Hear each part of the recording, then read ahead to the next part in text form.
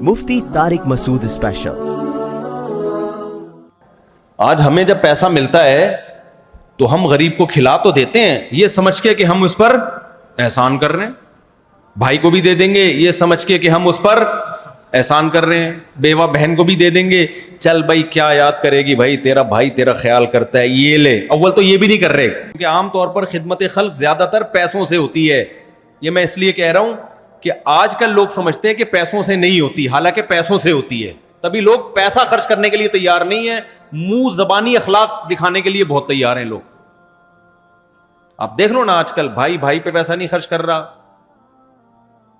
اور غریبوں پہ پیسہ نہیں، منہ سے thank you thank you thank you thank you چلاتے رہیں گے، بس مسکرا کے بات کرنا، صدقہ والی حدیث لے لی ہے۔ اللہ نے کیا فرمایا؟ الا المصلین، جو اللہ پہ اعتماد کرتے ہیں، اللہ پہ توکل کرتے ہیں، اللہ کا یقین کرتے ہیں، وہ جلد باز نہیں ہوتے۔ اور اللہ کہتے ہیں اللہ کا یقین کون کرتے ہیں؟ مصلی، جو اپنی جان کو میرے حوالے کر دیتے ہیں۔ اور انہوں نے میرے حوالے اپنی جان کر دی ہے نہیں کر دی، اس کی علامت کیا ہے؟ کہ نماز ٹائم پہ پڑھ رہا ہے کہ نہیں پڑھ رہا، سمجھتے ہو کہ نہیں سمجھتے؟ پابندی سے پڑھ رہا ہے کہ نہیں پڑھ رہا، ٹائم پہ پڑھ رہا ہے کہ نہیں پڑھ رہا۔ دوسری علامت اللہ نے بیان کی ہے والذین فی اموالہم حق معلوم، اللہ کہتے ہیں صدقہ نہیں کرتے، نہ یہ تو بہت ہلکا لفظ ہے کہ یہ صدقہ خیرات بھی کر دیتے ہیں، تو ساری دنیا کرتی ہے بھائی، غیر مسلم بھی کر دیتا ہے، چیریٹی کرتے ہیں نا غیر مسلم بہت زیادہ۔ اللہ کہتے ہیں کہ ان کے مال میں متعین حصہ ہے، ان کو پتا ہے یہ میرا ہے ہی نہیں، یہ غریبوں کا ہے، یہ اللہ نے جو مجھے ایکسٹرا دولت دے دی ہے یہ میرے لیے تھوڑی دی ہے، یہ دی کس کے لیے ہے؟ تو غریبوں مسکینوں کے لیے دی ہے۔ سمجھتے ہو؟ ان کا یہ خیال یہ ہماری ہے ہی نہیں بھائی۔ آج ہمارا یہ نظریہ ہے، یہ کانسیپٹ ہے۔ آج ہمیں جب پیسہ ملتا ہے تو ہم غریب کو کھلا تو دیتے ہیں یہ سمجھ کے کہ ہم اس پر احسان کر رہے ہیں، بھائی کو بھی دے دیں گے یہ سمجھ کے کہ ہم اس پر احسان کر رہے ہیں، بیوہ بہن کو بھی دے دیں گے، چل بھائی کیا یاد کرے گی بھائی تیرا بھائی تیرا خیال کرتا ہے یہ لے۔ اول تو یہ بھی نہیں کر رہے، اتنا بھی نہیں کر رہے۔ بیوہ ہوئی ہے اپنی ذمہ داری پہ ہوئی ہے، ہم نے تھوڑی بیوہ کرایا ہے اس کو، اس کے شوہر کو ہم نے تھوڑی مارا ہے۔ بھائی موٹے آدمی کا انتقال ہو گیا، کوئی کندھا نہیں دے رہا تھا، لوگوں نے کہا کندھا دو، لوگوں نے ہم نے تھوڑی مارا ہے، مشکل ہو رہا تھا نا اس کو اٹھانا۔ تو لوگ یہی کہتے ہیں بھائی اگر بے روزگار ہے میں نے تھوڑی بے روزگار بنایا ہے، اپنی حرکتوں سے بے روزگار ہے۔ بہن طلاق یافتہ بیوہ ہو کے گھر آ کے بیٹھ گئی، اس کا خرچہ نہیں اٹھا رہے، بھائی ہماری ہیڈک تھوڑی ہے یہ، اپنا گھر خود ہی بچانا تھا نا۔ کوئی خاندان میں معذور پیدا ہو گیا، یتیم ہو گیا، اس کا خیال کر لو بھائی، اس کو پال لو، ابے ہماری ہیڈک تھوڑی ہے۔ زیادہ تر تو یہ کر رہے ہیں کہ ہمارا ہیڈک نہیں ہے، ہمارا ہیڈک نہیں ہے۔ یہ کنجوسی آپ کو غیر مسلموں میں زیادہ ملے گی،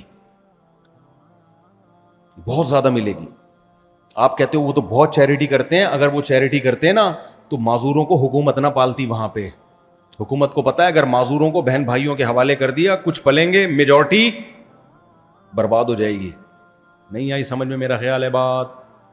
سوسائٹی کا ایک ایسا چہرہ ہے جو اوپر سے نظر آتا ہے، ایک چہرہ وہ ہے جب آپ ڈیپ میں جاؤ گے تو بہت بھیانک چہرہ ہے میرے بھائی۔ ایک چہرہ یہ ہے جب آپ جاؤ گے آپ کو لگے گا معذوروں کو گورنمنٹ کتنا اچھا پالتی ہے، اور ہماری گورنمنٹ تو لوگوں کو الٹا معذور بناتی ہے۔ آپ دیکھو گٹر کے ڈھکن کھلے ہوئے ہوتے ہیں، بائکوں والے گٹر میں گرتے ہیں، تو گورنمنٹ لیول پہ ان کی ٹانگیں توڑی جا رہی ہیں کہ نہیں توڑی جا رہی ہیں؟ کیا خیال ہے؟ گورنمنٹ لیول پہ سروائیکل پین کراچی میں ہر تیسرے آدمی کو ہے، بائک چلانے والوں کو۔ یہ کیوں ہوا؟ بائک جا رہی تھی، اچانک ایک زور سے کھڈا آیا تو اوپر کی 5 کلو تقریباً وزن ہوتا ہے سر کا، ڈاکٹر کہتے ہیں، تو یہ 5 کلو وزن دھاڑ کر کے جب نیچے آیا تو 50 کلو کا ہو گیا۔ یہ ایک دم ریڑھ کی ہڈی نے کو لگا کہ یہ 5 کلو نہیں، میں نے 50 کلو اٹھائے ہوئے ہیں، تو کہیں سے بھی ہڈی دائیں بائیں کھسک گئی یا سرک گئی۔ وہ پھر تھوڑے دنوں کے بعد جا کے اثرات آنا شروع ہوتے ہیں۔ تو ہمارے ہاں باقاعدہ گورنمنٹ لیول پہ بچوں کو، لوگوں کو معذور کرانے کا انتظام ہے۔ ان کے ہاں معذوروں کی بے پناہ کیئر ہے، معذور کے ساتھ ایک ملازم ہوتا ہے، کوئی بھی جتنے بھی ڈسیبل لوگ ہیں، یہ اس سوسائٹی کا حسن ہے۔ لیکن اس حسن کے اندر ایک بہت خطرناک، اگر گورنمنٹ وہاں معذوروں کو نہ پالے، گورے کے پاس اپنے معذور بھائی کو پالنے کا ٹائم نہیں ہے، سڑکوں پہ سڑ کے مر رہے ہوں گے۔ کیوں اللہ پہ ایمان نہیں ہے؟ وہ کہے گا یار میں اپنی لائف کو اس کی وجہ سے کیوں خراب کر دوں؟ کچھ لوگ کر بھی لیتے ہیں، میں نہیں کہہ رہا سارے ایک جیسے ہوتے ہیں، میجورٹی نہیں کرے گی، کیونکہ اس کے لیے جو موٹیویشن چاہیے بہت پاورفل، وہ اللہ کی طرف سے مل سکتی ہے موٹیویشن، وہ مخلوق کی طرف سے موٹیویشن اور ایسا حوصلہ مل نہیں سکتا۔ سمجھتے ہو کہ نہیں سمجھتے ہو؟ یہاں آپ کو لوگ ملیں گے 10 سال سے ابا کوما میں ہے اور بیٹا اس کی خدمت کر رہا ہے، پیمپر چینج کر رہا ہے۔ غیر مسلموں میں خدمت کا ایسا جذبہ مارکیٹ سے شارٹ، ختم۔ کچھ لوگ ہیں، بہت تھوڑے رہ گئے ہیں۔ تو اس لیے اللہ تعالی نے فرمایا والذین فی اموالہم حق معلوم، مال تو ایک سائن ہے، علامت ہے، مطلب ان میں خدمت خلق کا جذبہ ہوتا ہے، کیونکہ عام طور پر خدمت خلق زیادہ تر پیسوں سے ہوتی ہے۔ یہ میں اس لیے کہہ رہا ہوں کہ آج کل لوگ سمجھتے ہیں کہ پیسوں سے نہیں ہوتی، حالانکہ پیسوں سے ہوتی ہے، تبھی لوگ پیسہ خرچ کرنے کے لیے تیار نہیں ہیں، منہ زبانی اخلاق دکھانے کے لیے بہت تیار ہیں لوگ۔ آپ دیکھ لو نا، آج کل بھائی بھائی پہ پیسہ نہیں خرچ کر رہا، اور غریبوں پہ پیسہ نہیں، منہ سے thank you thank you thank you thank you چلاتے رہیں گے، بس مسکرا کے بات کرنا، صدقہ والی حدیث لے لیے۔ تو اللہ کیا کہتے ہیں میرے بھائی کہ ان کے مال میں حق ہے، یہ سمجھتے ہیں کہ ہم ان پر احسان نہیں کر رہے، بلکہ ان کا یہ نظریہ ہے کہ یہ مال ہمارا ہے ہی نہیں۔ کافر کا نظریہ ہے میری قابلیت جس سے میں نے یہ دولت کمائی، میری ایبلٹی، میری ایفرٹس، میری محنت، تو جب میری کرے گا تو پھر دولت پہ بیٹھ جائے گا وہ۔ جبکہ اللہ کیا کہتے ہیں کہ مسلمان کہتا ہے یبسط الرزق لمن یشاء، جس کے لیے چاہتا ہے اللہ رزق کے دروازے کھول دیتا ہے، جس کے لیے چاہتا ہے اللہ رزق کے دروازے بند کر دیتا ہے۔ تو اللہ نے جب میرے لیے رزق کے دروازے کھول دیے تو یہ اللہ نے دیے ہیں، یہ بھیک میں ملے ہوئے ہیں، یہ میری نہیں ہے۔ جب میری نہیں ہے تو پھر جو اللہ کی ہے تو اللہ جس پہ خرچ کرنے کا کہہ رہا ہے اس کا حق ہے۔ بھائی اللہ نے مجھے زیادہ دیا ہی اس لیے ہے کہ کچھ لوگوں کو اللہ دے کے آزماتا ہے، کہ کچھ لوگوں سے اللہ چھین کے آزماتا ہے، یہ دیکھنے کے لیے کہ جس کو دیا ہے یہ اس کا خیال کر رہا ہے کہ جس کو نہیں دیا۔ اس کی مثال ایسے ہے، دو بھائی جنگل میں جا رہے تھے، ماں باپ نے دونوں کو صحرا میں بھیجا کہ صحرا میں جا رہے ہو، لمبا سفر ہے، ایک کو پانی کی بوتل بھر دی، دوسرے کو خالی رکھا۔ کیا یار یہ زیادہ بوجھ اٹھا لے گا، تو بیٹا یہ پانی کی بوتل ہم تمہیں بھر کے دے رہے ہیں، تم بھی پینا، اور جب اس کو پیاس لگے اس کو بھی پلانا۔ اب آپ نے کیا کیا، آپ سفر میں ہو، آپ بوتل لے کے شاٹ، وہ پانی مانگ رہا ہے، بولے جا تو پانی کدھر سے، پھر اس کو دے رہے ہو ایسے ڈھکن میں نا ٹپکا ٹپکا کے، بولا میرا احسان ہے میں تجھے دے رہا ہوں۔ اس کو غصہ آئے گا کہ نہیں آئے گا؟ بولے گا تیرا احسان کیا، تو نے تھوڑی کنویں سے پانی نکالا، یہ تو ہمارے ماں باپ نے بوتل بھر کے دے دی ہے، اور دونوں کو پکڑانے کے بجائے ایک حکمت تھی کہ بھائی ایک کو دے تو بوجھ اٹھا لے گا اور دوسرے پہ خرچ کر لے گا۔ تو مسلمان کا دولت کے بارے میں یہ نظریہ ہوتا ہے کہ یہ دینے والا کون ہے، اللہ ہے، تاکہ ہم اللہ کی مخلوق پہ بھی خرچ کریں۔ اب ہم خرچ کرتے ہوئے احسان جتلانا شروع کر دیں یا یہ سمجھنا شروع کر دیں کہ ہم بہت بڑے فنٹر بن گئے ہیں، تو کافر پہ یہ چیز سوٹ کرتی ہے، مسلمان پہ یہ سوچ سوٹ بولو نہیں کرتی۔ اس لیے اللہ نے فرمایا فی اموالہم حق معلوم، ان کے مال میں حق ہے، حصہ ہے، ان کو پتا ہے بھائی یہ میرا ہے ہی نہیں، یہ میرا پیسہ ہی نہیں ہے، یہ تو اللہ نے دیا ان کے لیے، تو جن کی امانت ہے ان کے سپرد کر رہا ہوں میں۔ للسائل والمحروم والذین یصدقون بیوم الدین۔ اچھا، تیسری اللہ نے علامت بیان کی، کچھ لوگ ایسے ہوتے ہیں جو انسانیت کی خدمت کرتے ہیں، بڑے فنٹر بنتے ہیں، لیکن وہ اللہ کو نہیں مانتے، آخرت کو نہیں مانتے، تو اللہ کو ایسی خدمت بھی پسند نہیں ہے، کیونکہ جب وہ اللہ کو اور آخرت کو نہیں مانتے تو اپنی دین سمجھتے ہیں، تو ان کے دل میں خام خواہ آئے گا کہ ہم احسان کر رہے ہیں۔ تو اس لیے اللہ نے فرمایا یہ روز جزا کی تصدیق کرتے ہیں، ان کو پتا ہے کہ اس کا ہم سے قیامت کے دن حساب ہوگا۔ والذین هم من عذاب ربهم مشفقون، اللہ کے عذاب سے ڈرتے ہیں۔ ڈرنے کا کیا مطلب ہے؟ ان کو پتا ہے نہیں دیں گے تو اللہ ہم سے پوچھے گا قیامت کے دن، نماز چھوڑیں گے یا ہم غریبوں کا خیال نہیں رکھیں گے تو ہمیں اس کا حساب دینا پڑے گا قیامت کے دن، تو ہم تو اپنے آپ کو عذاب سے بچانے کے لیے یہ کام کر رہے ہیں، جبکہ کافر کے ذہن میں یہ کانسیپٹ نہیں ہوتا۔ تو والذین هم لفروجہم حافظون، بہت سے لوگ دنیا میں آپ کو نیک نظر آئیں گے لیکن اخلاقی برائیاں بھی ہیں ان کے اندر. تو اللہ کہتے ہیں یہ نیکی والے کام کرتے ہیں لیکن اخلاقی برائیوں سے بچتے ہیں. اب جیسے وہ حاجی غفار صاحب کی میں نے مثال دی, حاجی بھی ہیں, پاجی بھی ہیں, نمازیں بھی ہیں, ہو سکتا ہے 4 مہینے بھی لگے ہوئے ہوں, کام کیا کر رہے ہیں؟ چرس, ہیروئن بیچ رہے ہیں میرے بھائی. وہ کہتے ہیں بھائی بزنس اپنی جگہ اور نماز اپنی جگہ. اس لیے اللہ نے ایک مثال دے دی, اخلاقی برائیوں سے بچتے ہیں. اخلاقی برائیوں میں وہ برائی کی قرآن نے مثال دی ہے جس میں لذت سب سے زیادہ اور اس سے بچنا سب سے زیادہ مشکل. یہ بھی ایک ایگزامپل ہے اصول بیان کرنے کے لیے کہ جو اس اخلاقی برائی سے بچ گیا وہ باقی تو چھوٹی موٹی برائیوں سے کیوں نہیں بچے گا. وہ تو ان اخلاقی برائیوں میں سب سے بڑی برائی ہے زنا, فحاشی, بد نظری, کیونکہ اس کی طرف انسان کی طبیعت سب سے زیادہ مائل ہوتی ہے. ڈاکٹر ذاکر نائک کا بیان آیا نا, وہ میں نے کہا جب 20 منٹ کوئی اینکر رہے گی تو پھر بندے کو خیال تو آئے گا. وہ بھی ڈاکٹر صاحب کے اسٹریٹ فارورڈ ہیں, انہوں نے بالکل ہی پارسل کر دیا. ڈاکٹر صاحب کا بھائی دیکھا ہوگا آپ لوگوں نے, کسی اینکر نے پوچھا کہ وہ یوں, تو انہوں نے کہا 20 منٹ تک جب کوئی جا کے دیکھ لینا, میں کیوں اس کو ایکسپلین کروں. تو اپنی خواہشات کو کنٹرول کرنا ایک نوجوان کے لیے, حرام خواہشات, یہ سب سے مشکل کام. تبھی ہم نے نمازی بھی دیکھے, حاجی بھی دیکھے, لیکن یہاں کے سب پنچر ہو جاتے ہیں. یار مفتی صاحب بد نظری نہیں چھوٹتی, بد نظری نہیں چھوٹتی, یہ بڑا مشکل ہے. کوئی لڑکی جا رہی ہو حسینہ اور آپ پہلے سے نظر جھکا لو, نہیں یار ٹھرکی وہاں تک جائے گا, گھر پہنچا کے آئے گا, اس جائے گا اس کے پیچھے پیچھے. یہ غیر اخلاقی حرکت ہے میرے بھائی. تو اس لیے اللہ نے فرمایا کہ یہ عمدہ اوصاف سے مزین بھی ہوتے ہیں, نماز اور صدقہ خیرات, اور اخلاقی برائیوں سے خالی بھی ہوتے ہیں. کہتے ہیں نا تحلی بالفضائل اور تخلی عن الرذائل.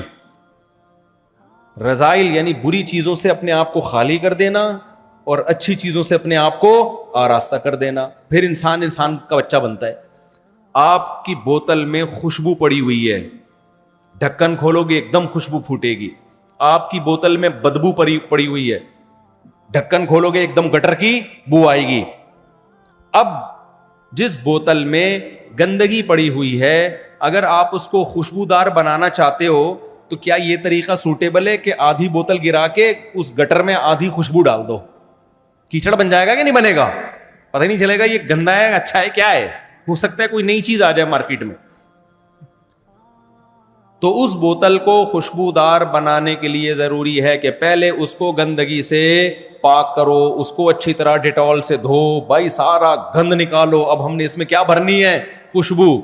تو نماز اور صدقہ خیرات یہ خوشبو ہیں, اور بد نظری, بے حیائی اور جو الٹے کام نوجوان لوگ کر رہے ہوتے ہیں نکاح کے علاوہ, وہ ساری کیا ہیں؟ گندگی ہیں. چرس, نشہ. حاجی غفار صاحب کیا کرنے ہیں بھائی, دنیا کو چرسی بنا رہے ہیں. 3 اسمگل میرے ذہن مجھے آج پتہ چلے ہیں. ایک تو وہ جو سعودی میں کسی نے وہ بھی حاجی, 2 آج رپورٹ پیش ہوئی ہے, وہ بھی ہیروئن کے بہت بڑے اسمگلر ہیں. وہ بھی کیا نکلے اتفاق سے, ایسے حاجی کے نام میں حاجی لگا ہوا ہے. تو بوتل کو آپ کیا کرو گے؟ گندگی سے پہلے خالی کرو گے, پھر اس میں خوشبو. تو اس لیے صوفیہ کرام کے ہاں یہ بات بہت مشہور ہے بھائی. تحلی کہتے ہیں آراستہ, حلیہ عربی میں کہتے ہیں زیور کو, حلیہ بھی کہتے ہیں, حلا اس کی جمع آتی ہے. تو تحلی زیور سے آراستہ ہونا. تو کہتے ہیں بھائی آراستہ ہونے سے پہلے ضروری ہے کہ تخلی عن الرذائل, پہلے گندگی سے اپنے آپ کو پاک کیا جائے. آپ جمعے کے دن نہا دھو کے تیاری کرتے ہو نا, پھر خوشبو لگاتے ہو یا اسی گندگی میں ہی خوشبو پھوڑ کے آ جاتے ہو؟ پہلے آدمی اپنی گندگی دور کرتا ہے جسم کی, پھر صاف ستھرے کپڑے پہنتا ہے, پھر خوشبو لگاتا ہے, پھر گلگت جاتا ہے. وہ گلگت والوں نے مجھے کہا تھا کبھی خوشبو لگا کے گلگت آؤ تو پھر بات کریں گے آپ سے, تو مجھے میرے دماغ میں بیٹھ گیا وہ. تو اللہ نے کیا فرمایا کہ یہ ان کے اندر یہ خوبصورت اوصاف بھی ہوتے ہیں اور یہ اخلاقی برائیوں سے پاک بھی ہوتے ہیں. کافر میں نہ وہ خوبصورت اوصاف ہیں کہ وہ نہ وہ نماز پڑھتا ہے, نہ اس میں یہ خوبصورت اوصاف ہیں کہ وہ اللہ کو خوش کرنے کے لیے اللہ کے مخلوق کا خیال کرتا ہے اور پھر اس کی نسبت کس کی طرف کرتا ہے؟ اللہ کی طرف. اور نہ اس میں یہ اخلاقی برائیوں سے وہ پاک ہوتا ہے. وہ نشہ بھی کرتا ہے, شراب بھی پیتا ہے, اور وہ زنا بھی کرتا ہے. تو کہاں سے اچھا ہو گیا میرے بھائی؟ نہ باطنی برائیوں سے پاک اور نہ ظاہری اچھائیوں سے مزین. تو پھر اچھا کہاں سے ہو گیا وہ؟ اس لیے میں اور آپ تو کافر کو اچھا مانتے ہیں, اللہ اچھا ماننے کے لیے اسے تیار نہیں ہے. سمجھتے ہو کہ نہیں سمجھتے؟ اللہ کہتے ہیں اچھے یہ لوگ ہوتے ہیں. تو والذین فی اموالہم الا علی ازواجہم او ما ملکت ایمانہم فانہم غیر ملومین. اللہ نے فرمایا اپنی شرم گاہوں کی حفاظت کرتے ہیں سوائے اپنی ازواج کے. کیا مطلب؟ اسلام چونکہ دین فطرت ہے. اب بعض لوگوں نے کیا کیا, اس میں اتنا غلو کیا نا, عورت سے دور رہنا, اپنی نظر کی حفاظت کرنا, کہ انہوں نے جو نیچر تھی نا اس سے بغاوت کی. جیسے آپ کو ہندوؤں میں ایسے پنڈت نظر آئیں گے, ساری زندگی عورت سے اپنے آپ کو دور رکھا انہوں نے. پادریوں میں ایسے لوگ نظر آئیں گے, ساری زندگی عورت سے اپنے آپ کو دور رکھا, اور اس کو کیا سمجھا؟ کمال. تو اسلام چونکہ دین فطرت ہے, اسلام کہتا ہے بھائی اگر عورت سے دور رکھنے کے لیے میں نے مرد کو بنایا ہوتا تو مرد کو مرد پیدا نہ کرتا, عورت کو عورت پیدا نہ کرتا. تو اس لیے یہ نہیں ہے کہ دور رہنا ہے. اللہ نے فرمایا کہ ایک غیر اخلاقی طریقہ ہے جو گندے پلید لوگوں کا ہے زنا کے ذریعے, اور ایک اخلاقی طریقہ ہے جو پیغمبروں کا ہے جس کے لیے مرد اور عورت بنے ہیں. وہ کیا ہے بھائی؟ نکاح کر کے ان دونوں کا کیا ہو؟ جوڑو, تاکہ نسل بڑھے اور برائیوں سے معاشرہ پاک ہو جائے. تو بد نظری سے بچنے کا, برائیوں سے بچنے کا سب سے بہترین طریقہ کیا ہے؟ نکاح کرنا. ہم تو نکاح چیختے رہتے ہیں, پاگل تھوڑی ہیں. آپ کی شادی سے مجھے کیا ملے گا میرے بھائی؟ آپ شادی کرو گے تو مجھے کوئی فائدہ ہوگا؟ میں تو ولیموں میں بھی نہیں اب جاتا. جو تھوڑا بہت پہلے فائدہ ہوتا تھا وہ بھی ختم. جس کی شادی ہوتی تھی ولیمے میں بلاتا تھا مجھے وہ, تب تو وہ بھی نہیں میں جا رہا. وجہ اس کی ہے میرے بھائی کہ مرد کی عورت کی طرف رغبت یہ نیچرل ہے, یہ فطری ہے. تبھی جب لڑکے کہتے ہیں نا ٹک ٹاک پہ ہمیں فوش ویڈیو نہیں چھوٹ رہی اور یہ سب ہم سے نہیں چھوٹ رہا, بھائی اس لیے نہیں چھوٹ رہا کہ تمہارے اندر ایک جذبات ہیں. جب وہ جذبات حلال طریقے سے پورے نہیں ہوں گے تو حرام سے بچنا بہت زیادہ مشکل. دیکھو غیر اخلاقی حرکت ہے چوری کر کے روٹی کھانا, یہ اخلاقی ہے غیر اخلاقی؟ اب آپ نے غیر اخلاقی حرکت سے بچنے کا طریقہ یہ اختیار کیا روٹی ہی نہیں کھانی ہے. تو بھائی معدہ آپ کی تقریروں سے متاثر نہیں. آپ نے کسی بزرگ کو بتایا کہ حضرت مجھے چوری کر کے روٹی کھانے کی عادت ہے. بزرگ نے کہا کہ بیٹھ جا, محاسبہ کر, مراقبہ کر, 4 مہینے لگا, چوری کی برائی سوچ تاکہ یہ برائی تجھ سے چھوٹ جائے. لیکن وہ اس کا آلٹرنیٹ نہیں دے رہے کہ پیسوں سے خرید کے کھا لے, وہ کہہ رہے نہیں بس کھا ہی نہیں. تو کتنے دن بیان سنو گے میرے بھائی؟ تھوڑے دن تک سنو گے بھائی روٹی چوری کی بری چیز ہے, بری چیز ہے, بری چیز ہے. پیٹ کہے گا تو 4 مہینے لگا لے, تو چلہ لگا لے, تو خانقاہ میں بزرگوں کے پاس جا کے بیٹھ جائے. جس بزرگ کے پاس جا کے بیٹھے گا نا کم بخت, اس کو بھی روٹی نہیں ملے گی, وہ بھی چوری کرے گا پھر, جس سے تو موٹیویشن لے رہا ہے. کیا خیال ہے؟ جو بزرگ تیرے کو سمجھا رہا ہے نا کہ روٹی چوری کی بری چیز, اس کو بھی حلال طریقے سے روٹی کھانی پڑے گی تو سمجھائے گا, ورنہ تھوڑے دنوں میں بیان کرتے کرتے اس کا اپنا دل بھی خراب ہوگا, وہ بھی چوری کرنے کی. کیونکہ پیٹ ایسی چیز ہے میرے بھائی جو کسی کے بیانات سے متاثر نہیں ہوتا. پیٹ روٹی کی فضیلت کے بیان سننے سے نہیں بھرتا, وہ روٹی کھانے سے بھرتا ہے. دیکھو آپ کو بھوک لگ رہی تھی, بہت دل چاہ رہا ہے روٹی کھاؤں, روٹی کھاؤں, روٹی کھاؤں. میں نے آپ کو بیان میں مشغول کر دیا. میں نے کہا دیکھو روٹی کھانا بہت بری چیز ہے, روٹی سے بہت نقصان ہوتا ہے, مت کھاؤ. آپ متاثر ہو گئے, لیکن اس بیان سے آپ کے پیٹ پہ کوئی اثر پڑے گا؟ ہے پیٹ کے پاس دماغ نہیں ہوتا بیان سننے کے لیے, ٹھیک ہے. پیٹ کی چاہت خدا کی قسم اس وقت تک ختم نہیں ہوگی جب اس میں روٹی کا نوالا ڈلے گا. ہم صبح پراٹھے کیوں کھاتے ہیں؟ لوگ مجھے کہتے ہیں پراٹھا صحت کے لیے یوں ہوگا نقصان دہ, میں اس کا انکار نہیں کر رہا. میں کہتا ہوں بھائی صبح پیٹ خالی ہوتا ہے, جب تک ایک بھاری بھرکم نوالا دھاڑ کر کے پیٹ میں نہ گرے اس وقت تک یہ ساری ڈاکٹروں کی تقریریں مجھے سمجھ میں آتی ہیں, لیکن پیٹ کو سمجھ میں نہیں آتی ہیں. کیا خیال ہے بھائی؟ ہمارے ایک پشاور کے دوست تھے پٹھان, وہ گاؤں کے عادی, وہ موٹے موٹے نوالے کھانے کے عادی. جب جامعۃ الرشید میں 3 دن کا اجتماع تھا تو چاول مل رہے تھے, تو رات کو کھانے میں ان کے ساتھ بیٹھا, تو وہ جب میں ان کے ساتھ بیٹھا تو وہ دوپہر بھی چاول رات بھی چاول, پرانا بات ہے پرانی.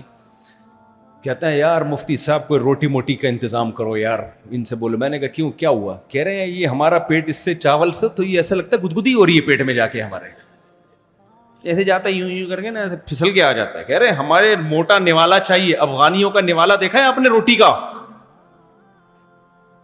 اتنا بڑا نوالا. کہتے ہیں یار یہ ہمیں روٹی کا بڑا نوالا چاہیے, یہ پیٹ میں دھاڑ کر کے گرے گا, کچھ ویٹ لگے گا تو پتا چلے گا پیٹ بھرا ہے.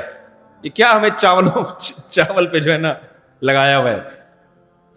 تو میرے بھائی پیٹ جو ہے وہ کسی کے بیان سے متاثر نہیں ہوتا.